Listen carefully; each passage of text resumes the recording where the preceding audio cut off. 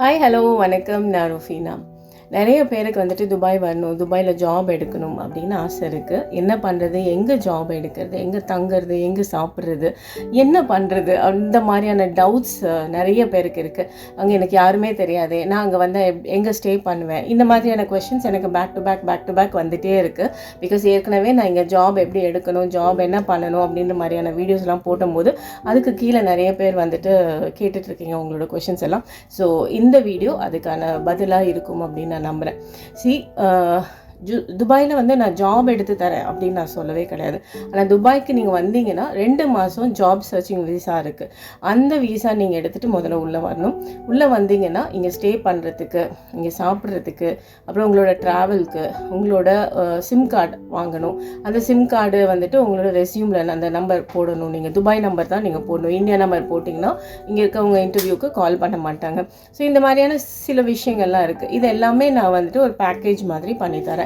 அதாவது உங்களுடைய விசா எடுத்து தருவேன், உங்களுக்கு ஃப்ளைட் டிக்கெட் எடுத்து தருவேன், ஏர்போர்ட்டில் பிக்கப் பண்ணுவேன், அதுக்கப்புறம் உங்களுக்கு 2 மாதம் தங்குறதுக்கான ஒரு பெட் ஸ்பேஸ் அரேஞ்ச் பண்ணி கொடுப்பேன்.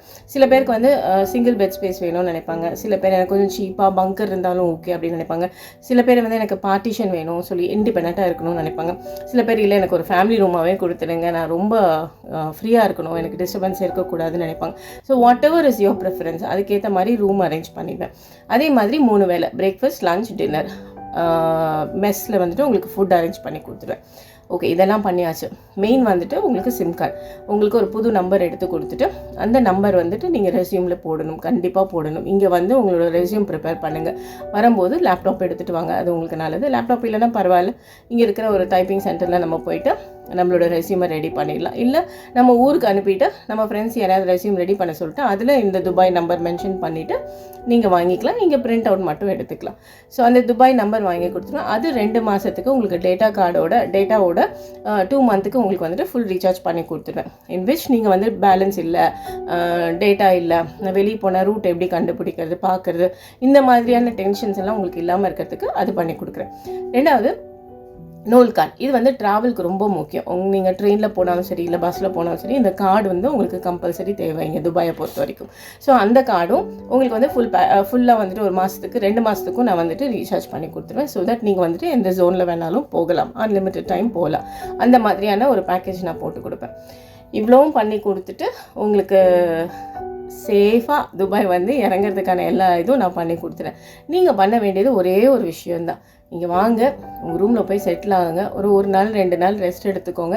3வது நாள்லேருந்து இருக்கிற எல்லா பார்ட் ஆஃப் துபாய் ஒரு வாரத்துக்கு ஒரு ஏரியான்னு ஃபிக்ஸ் பண்ணிக்கோங்க. அந்த ஏரியாவுக்கு போங்க. உங்கள் ரெஸ்யூம் ஒரு நாளைக்கு ஒரு 25 ரெஸ்யூம் பிரிண்ட் அவுட் எடுத்துக்கோங்க. அந்த பிரிண்ட் எல்லாமே வந்துட்டு ஒரு பில்டிங் ஃபுல்லாக போயிட்டு சில இடத்துல உள்ளே விடுவாங்க, சில இடத்துல உள்ளே விட மாட்டாங்க. உள்ளே விடுற இடத்துல நீங்கள் போங்க. யாருக்கு தெரியும், அங்கே உங்களுக்கான ஜாப் இருக்க கூட செய்யும்.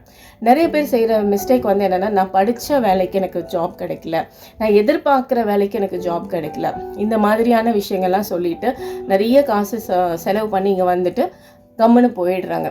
முயற்சி பண்ணேன்னு சொல்லுவாங்க, பட் எந்த அளவுக்கு பண்ணாங்க அப்படிங்கிறது நமக்கு தெரியாது. உங்களுக்கு பிடிச்ச ஜாப் கிடைக்கலன்னா கிடைக்கிற ஜாபை ஃபஸ்ட்டு எடுத்துக்கோங்க. துபாயை பொறுத்த வரைக்கும் 2 வருஷம் நம்மளோட கல்ஃப் எக்ஸ்பீரியன்ஸை நம்ம வந்துட்டு கெயின் பண்ணணும்.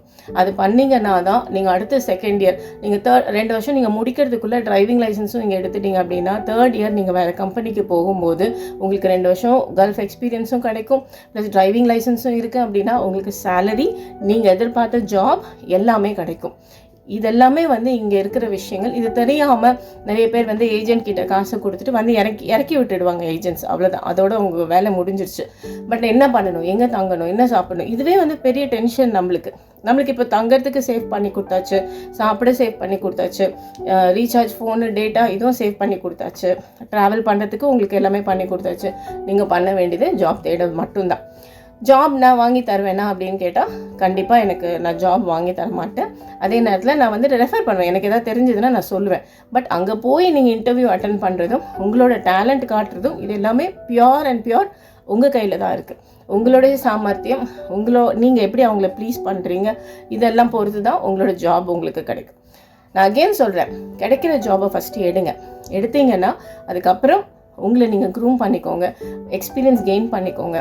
கண்டிப்பாக இந்த துபாய் வந்து உங்களை சீட் பண்ணாது அப்படிங்கிற ஒரு கான்ஃபிடென்ட்டை என்னால் கொடுக்க முடியும். பிகாஸ் நான் அதுக்கு பெரிய எக்ஸாம்பிள். நான் இங்கே வரும்போது ஒன்றுமே இல்லாமல் வந்தேன். பட் இன்றைக்கி நான் கான்ஃபிடென்ட்டாக இன்னொருத்தருக்கு சொல்கிறேன் அப்படின்னா, this is all I have learnt.